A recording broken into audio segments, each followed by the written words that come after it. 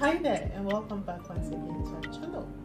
So on today's episode, we are looking at body enhancement. Why is it that so many women are going for BBL?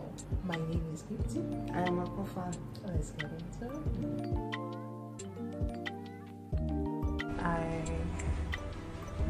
I'm a married woman.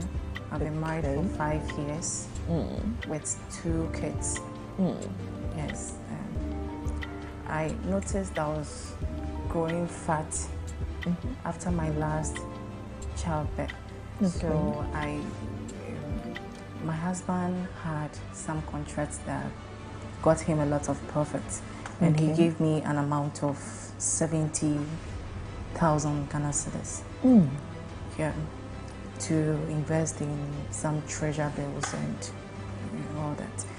But I feel my husband is probably not having interest in me anymore because I was going too fast, so I used the money for a liposuction.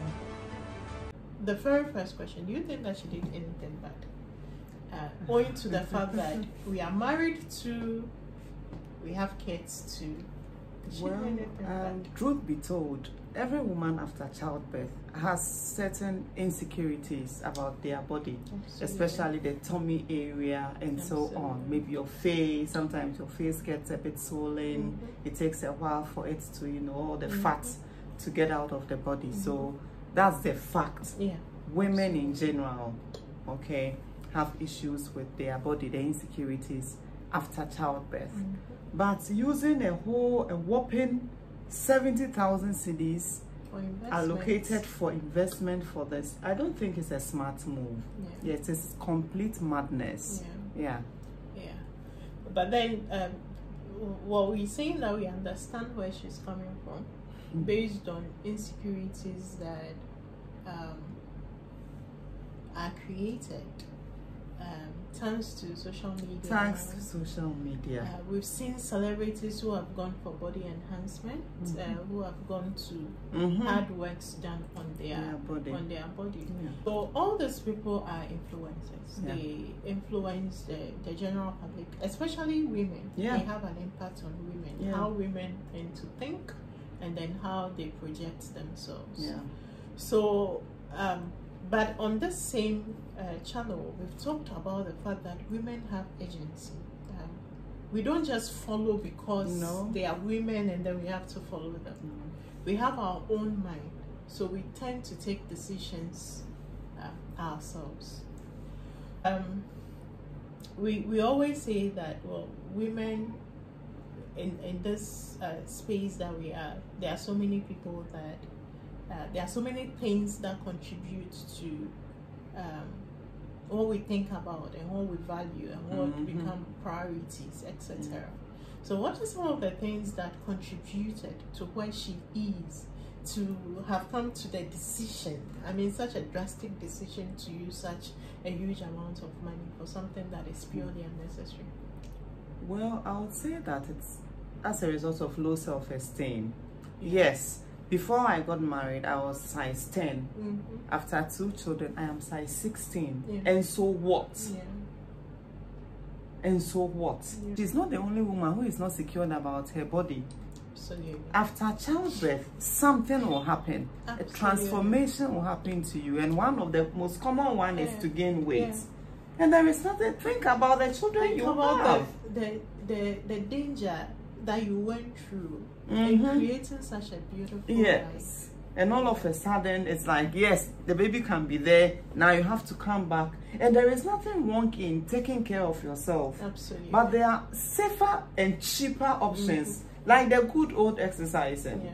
But then we can't also dismiss the impact of social media and what that's around us. And also the contribution of society.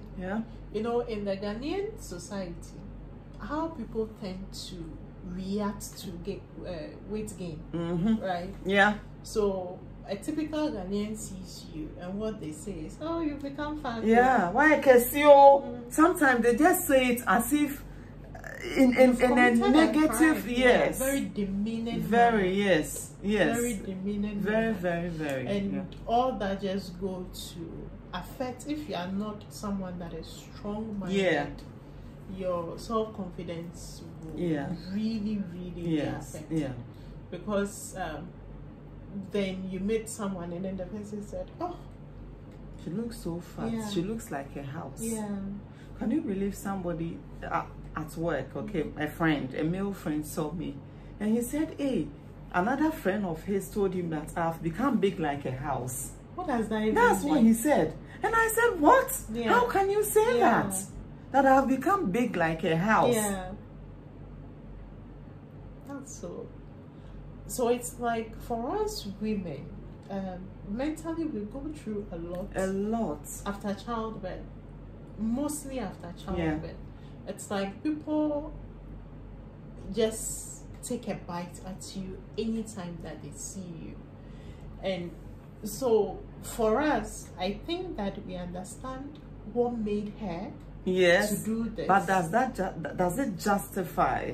But then again, she made mention of the fact that her husband has stopped having intimacy with her. So she thought that, well, I'm fat, my belly has sagged, my breast has sagged, and all that. So these are the reasons why my husband is not. So it goes back to the point you made when we're talking about when we're talking about the letter that Miriam sent to us about communication. Because she never bothered to find out from her husband perhaps what actually is causing the estrangement. She never bothered to find out. She just concluded. And her concluding is also understandable because society will make you feel like, you know, there is something wrong with you. So must you please society? Did they contribute to the liposuction? No. So why do you have to be a people pleaser? The consequences will be all you. You will have to endure all of it from now onwards. So she has made a huge mistake by obviously thinking about what society was saying and also what she thinks her husband was saying. Which is obviously not true, because she said even after the surgery, the man is still not touching I think the child should be made to repay that money. Yes. That is if she's working. She has to find work and replace that money. You know, it is very easy to spend things that are not yours. But when you really work hard to save that money, you will think twice. That am I right, making the right decision? So perpetual, work hard and replace that money, refund that money. That would be very fair on the husband's side. Because we don't know what's going on with the man. I don't know their financial situation at home, but because here she's saying that the man said she should pay the school fees for the younger kid, and that money was supposed to, you know, she was supposed to take some. You see why she needs to find that money and replace it for peace to prevail at home. Because that is a lot of money. Well, she didn't say whether she was working or not, but it's insane on all levels. I wish that as women, we wouldn't over-focus on our body, that we use our energy for other things. But then there are also women who are online who make money out of their body.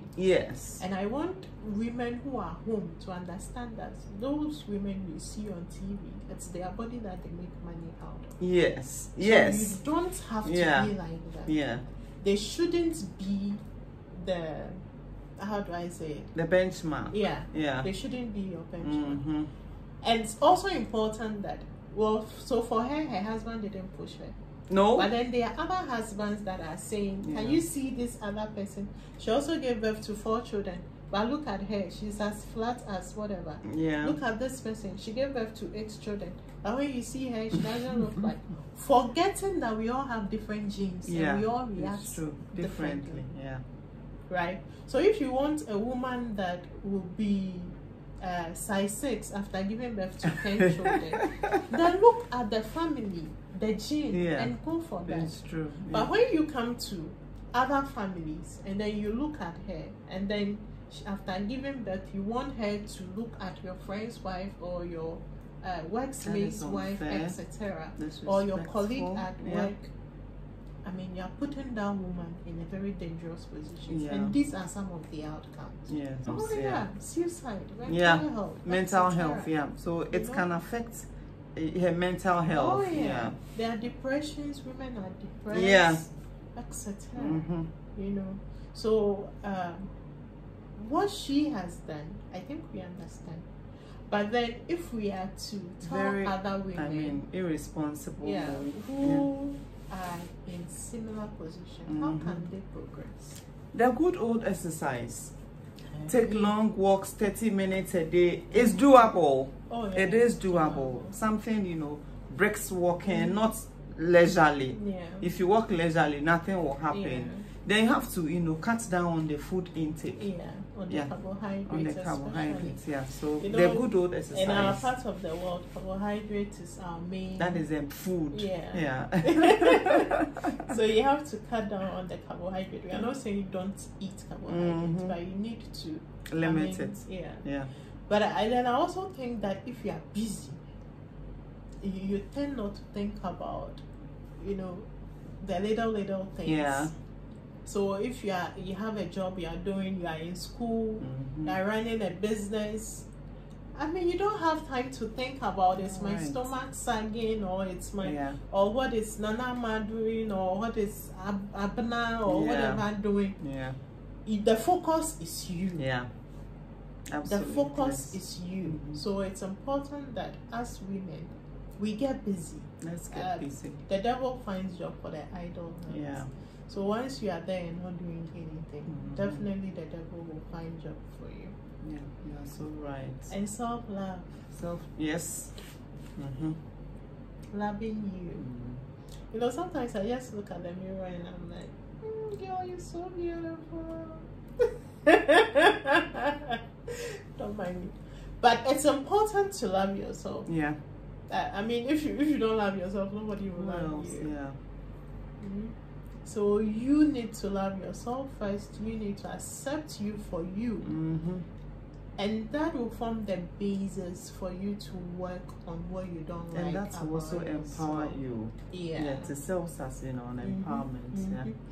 Self-empowerment. When you look at the media space, a lot of people have built businesses out of their insecurities. So if you feel insecure about something, create a fitness page. You know, go on a walk, take your phone. You don't need a camera. Take your phone and go on a walk. You are challenging the next person to go on a walk. Yes, it's true. 30 minutes walk challenge. Join me. Don't spoil the fun, you know. Carry your camera, put it on you, stand in front of it, do some apps. And put it online. You are right. You are challenging the other person to also do it. You know.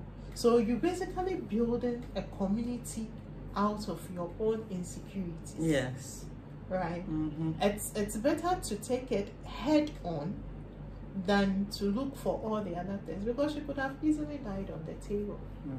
And that would have been a life wasted. And you know, your husband would have been married already. Because for men, when you die, what happens? The side chick is going to call. Even after the funeral, even right at the funeral. No, the very day you drop. Then the side chick called. Oh, I heard she's dropped. How can I help? Then you said, how do I help? He said, oh, we are going to the family house for planning. Then the lady will say, oh, can I come and cook something for you? Okay, I'll leave the key around. You can find it. As if she doesn't already have the key. By the evening, he comes back from planning your funeral. And then they start hitting it on. They'll have sex that very day that you drop dead. Then they are thinking about when you should be moving in. When is the wedding? 6 months after burying you, the family is saying, must go on, when are you kids. getting married? They are kids, and somebody needs to be there to take care of the kids, of the mess you created. So when you think about doing those things for a man, just know that if you die on the table, that very day, that very day he's sorted. You will not be missed at all. You won't be. And people, society will insult you. Of course. Every other person that sees you, that greets you with, hey, you're fat, oh. They'll say she's so stupid. Yeah. She did what? Yes, you'll be judged. Okay, so this has been the Sassy Girl Talk. As we said, we are taking your letters. Send us a mail, through our Facebook, through our Instagram, through our TikTok page. We'll be right here to respond to your letters and your messages. Thanks for clicking, and then we'll see you in another episode. Please do go to subscribe.